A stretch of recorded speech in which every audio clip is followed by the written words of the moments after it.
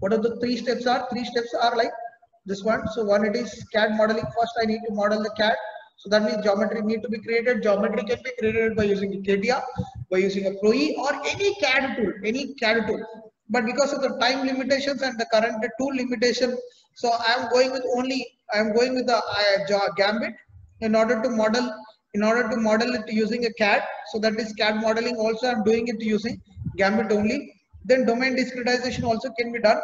So the Gambit has an advantage of both. So it can geometrically model it, and even it can discretize the domain, and even it can do this one also, that it is domain tags also can be given in the Gambit one. So in order to create the geometry, I'm doing it from the basic level. So here create vertex. So it is saying I have created vertex. Whenever the vertex is created, there is a plus sign symbol will be appearing in the white color. So that is actually my point. So let me take in the horizontal distance with a movement around 30 distance. I'm moving it. Let me fit to the screen. Yes, this is a 30 distance. And vertically also let me fix some y direction also. Or before going to that one, so y direction 30. No, y I'll go with only 20. Y let me fix it up to 20. Then let me make 0, 20. So I got all the points. So now I'm just creating the domain for it. So now I just created the points. Now in order to create the edges, so I'm using the lower geometry of the vertex. Selecting all the points. Apply. So this edge was not closed. So I'll apply again. Yeah. Now I got the domain. So this is my domain. I got the domain. Now let me make it as face, because in order to make it as a, now let me make it a, yes, face has been formed. So this is what even using a CATIA also, or CAD modeling, any tool, very simple, you will be making it. But here I'm just following the basic steps, because this is a Gambit tool. We are using it here in this Gambit tool. Now actually let us see when we are going for the automated mesh. So first let us try with the automated mesh. So directly I'm going with the surface mesh. So when I'm going with the surface mesh, let me apply the surface mesh, the spacing of 1. When I've applied it, yes, I got the structured one. But as far as this Cartesian and the grid generation is concerned, my interest is at the surface of this one. So let me show you the regions. So as I'm interested to, in order to predict the boundary layer flows. My interest is to predict the boundary layer flows, and here if you see, so at the boundary, as well as at the outlets, as well as at the inlets, and as well as at the walls. So let me take this as an inlet. And this is the outlet. And this is actually the wall. So on the wall or on the flow over a flat plate. Let us say that flow over the flat plate. Is my interest to analyze in this particular problem. But when I analyzing on this particular one, the distance in between this cell and in the middle cell or at the inlet cell, all the gaps are same. So that means effectively my boundary layer may not be captured. So what I have been suggested that so you have to get Cartesian mesh. That means the mesh should be very close at this bottom, and as you are moving up, the mesh cell size should be reduced. Cell size should be increased. So in order to make that one, so what I'm doing, I'll let me choose some other options then in that case. So here the interval size will not work out for me. So I'll take it as interval count. So even that the interval count may not work for me. So let me take some faces. Okay, faces I can't do it. So let me take the edges. My mesh will be varying like this, right? So my meshes will be varying, will be like this. But I just want to vary it in the y direction. So that is better, instead of choosing the x, instead of choosing this axis, better if I choose in the y direction. So that will be doing better for me. Or I need to vary, I need to get that meshing like this. I need to get the close meshing at this, and as I am moving far from it, so I should not get very high cells in this one. So in order to make that one, so let us undo whatever the meshing we have done it here in this one. Let me clear all the drawings. Yeah, I have done undone meshing. I'm done with the meshing. So now I'm going with the edges. So let me take not the bottom one. I need to take the either inlet edge. No, not this. No, not the edge one even. Edge 3 also no. Yes, edge 4. And if you notice in this edge 4, there is one arrow appeared. There is one arrow appeared. As the edge 1 has appeared, so here you just see, so the arrow is pointing down. So I'll just say here, reverse it. I'll just say, reverse that arrow. Yes, now it has been headed upwards. It has headed upwards. So instead of successive ratio, what I will do is, I'll say first length or the last length. So first length, let me choose with the first length. Now I'll just play with this. So just trial and error method. You just see when I'm increasing the double sided, so that length when I'm wearing it, so you can notice it. So here your notice where you are supposed to notice means here. Just please notice on this particular one how the cells are varying from that. Let me switch to the.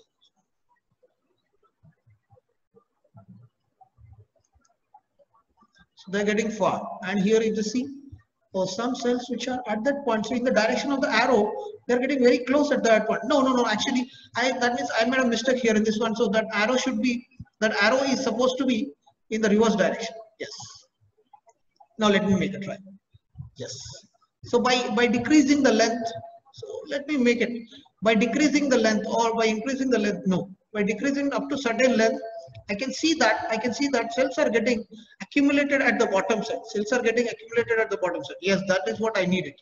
Cells I wanted to get accumulated on the bottom side. Okay, fine, that's done. So let me apply it. But note down what is the number we gave it. Let me write it as 4. So length I gave it as 4, and let me apply the interval sizing. It is saying.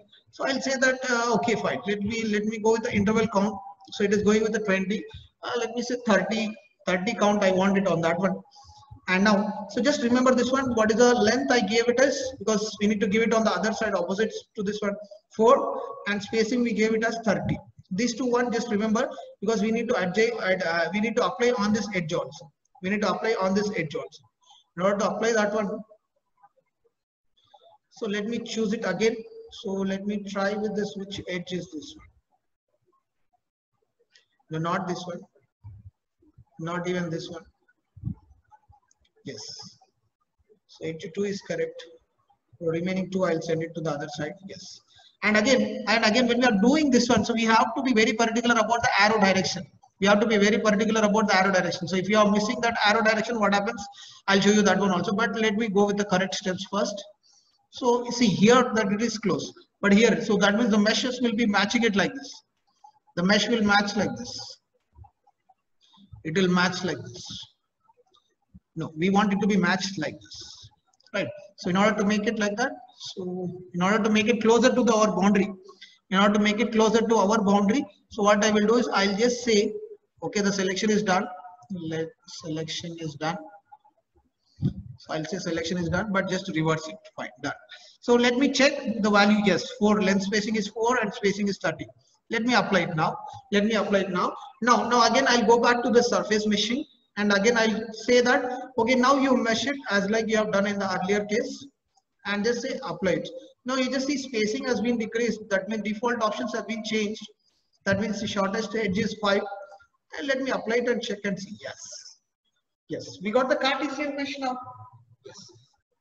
And now if you notice it, is it the one we were talking about, this Cartesian mesh and the polynomial one and the finite differences we are talking about? Yes, we were talking this as a polynomial or the finite differences where at the boundary I need the more mesh, or people will be calling it even as a boundary layer mesh. People will be calling it even it as a boundary layer mesh. At the boundary, sir, at the boundary make the more mesh possible, and away from the boundary, make it less spacing, sir, because my interest is only on the boundary, how boundary layer is varying. So in order to predict that boundary layer flows, the Cartesian meshing is very much preferred. Cartesian meshing is very much preferred in this. So this is how, yes, we got the Cartesian grid, yes, at the boundary. Now, when we are talking in the classroom approach, AX square plus by plus c. This is a polynomial equation. So this we have talked like this, or this we have discussed like this is a polynomial equation. This is a polynomial equation. When we are solving it for a, when we are solving it for b, when we are solving it for c, so that means the other side of the equation, that means the other side of this particular terms, there is no mesh which is going on to the other side of it. So initially they were assuming it as b dash. That we told that this is not possible with the current one. So current one have been modified. So their program, so that it is in the polynomial approach. This is what we are going to do in the polynomial equations which we have studied earlier, ax square plus by plus c. This is an example for it. This is an example for it. And people will be calling it as even as a boundary layer mesh, because at the boundary where we are required, at the boundary where it is required, we have made the more mesh, and where it is not, so that means where the less priority is available, there we have given with the high cells and the more cells. Here you can see, I am just zooming it for you. So here you can see very clear control. How much the grid sizing I am supposed to take this, that depends upon your boundary layer thickness. That depends upon the boundary layer thickness. That is the reason we suggest as the professors or the other faculties, we suggest every time that predict the first boundary layer thickness. Predict the boundary layer thickness u by u into 1 minus. So from this one, first predict the boundary layer thickness. Then you choose your how much the domain sizing should be at the boundary. Then, for example, if your boundary layer thickness is 1 mm, assume that your boundary layer thickness is 1 mm. So that means at the boundary, at this one, if you keep it 1/10 of mm, so then you can beautifully capture. The variations of this particular fluid flows can be noticed or can be captured effectively.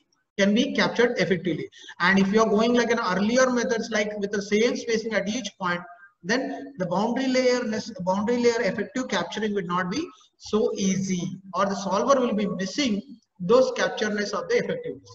So that means initially we are supposed to define what is required for us. So the theoretical understanding and the practical is very important when you are approaching to the CFD problem. Now next point I told that, okay, domain creation, discretization. So first step we told that domain creation. Yes, domain also is created using the Gambit tool here in this one.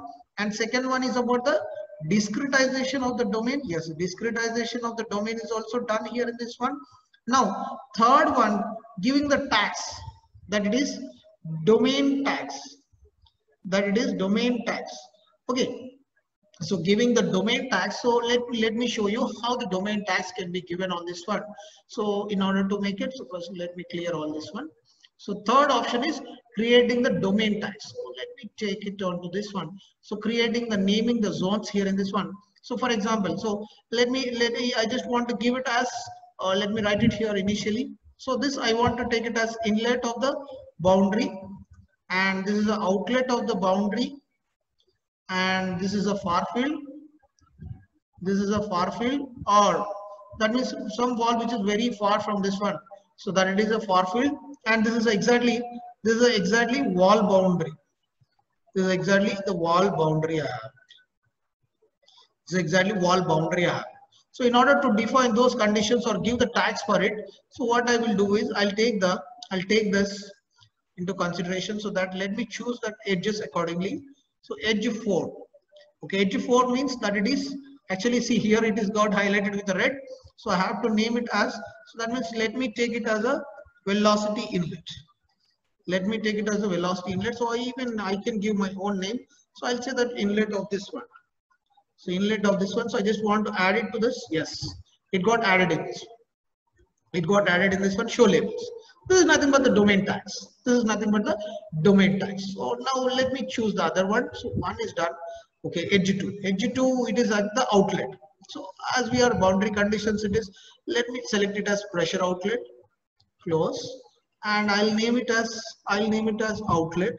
Although the boundary condition is pressure outlet, I just want to name it as outlet. Okay, let one more condition I need to apply, or two more boundaries I need to give settings for it. So two more boundary conditions. So let me take it what it is available. Yeah, pressure far field is available. So pressure far field. So which edge I am supposed to take it as pressure far field? Yes, edge 3. Yeah, I'll write it as far field. Yes, apply. Yes, far field boundary condition, that tag is also applied. So now I have left with one more, so that it is wall boundary condition. So wall is nothing but the bottom one. So bottom one, which edge it is actually?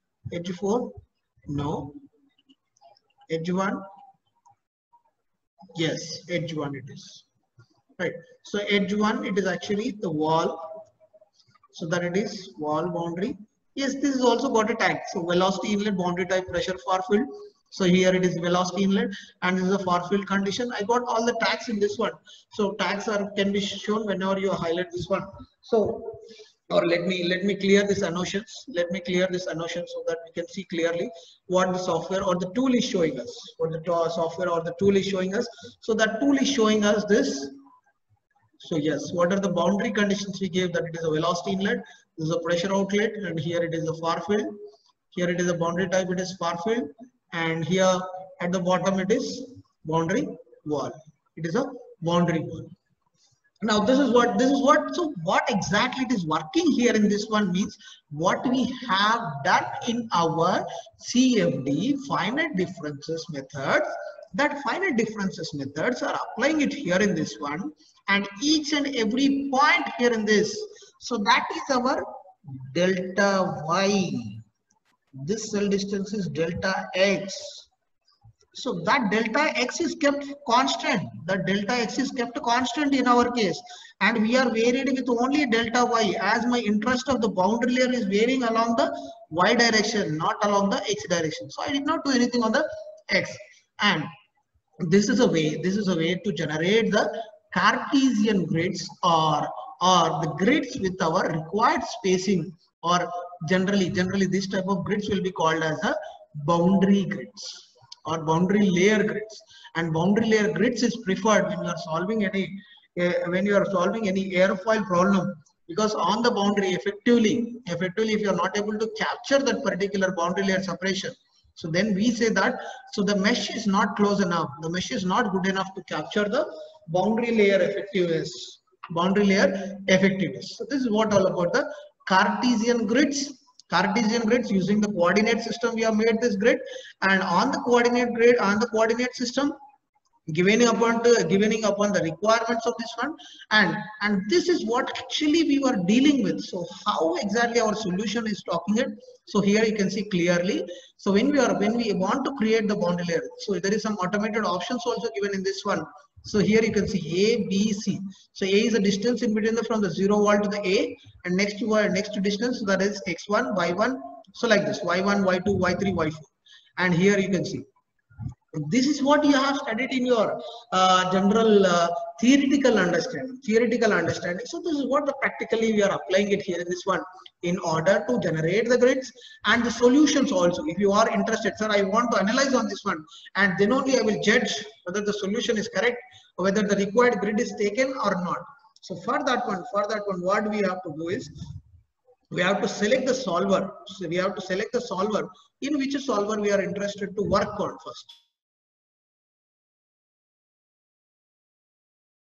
Type of solver, or for which type of solver this meshing is being generated. So here if we see, so the solver has been given the mesh generation for the CFD solver of, so that means solver name it is Fluent. For Fluent this mesh is being generated. There will be slight modification based upon the requirement of the solvers. That mesh need to be adopted. Based upon the solver type. So for that reason, so here this particular one, it is saying that the mesh is being generated for the Fluent solver, and this can be utilized for the Fluent solvers. Okay. So now, in order that means this one can be solved. Now the next question, sir, how can I send this to the solver? So in order to send to the solvers, here we have export mesh. So export mesh. So here in this tool, it is named, the discretized domain is called as a meshing. So that meshing, so when it is two-dimensional one, you are supposed to highlight this one. So export 2D mesh, export 2D mesh, but I want to give my name, I want to give some other name for this one. So that is wall boundary. So that is wall boundary problem. So that I want to name it as wall boundary problem mesh. Wall boundary problem mesh. I want to export this one. Yes, accept it. Yes. So here we can see in the window, yes, mesh was successfully written to wall boundary problem dot mesh. Now where it has been written, means return to my directory where I am working. Return to the directory where I am currently working. Right. So this is how this particular grid generated, and the type of grid we have discussed.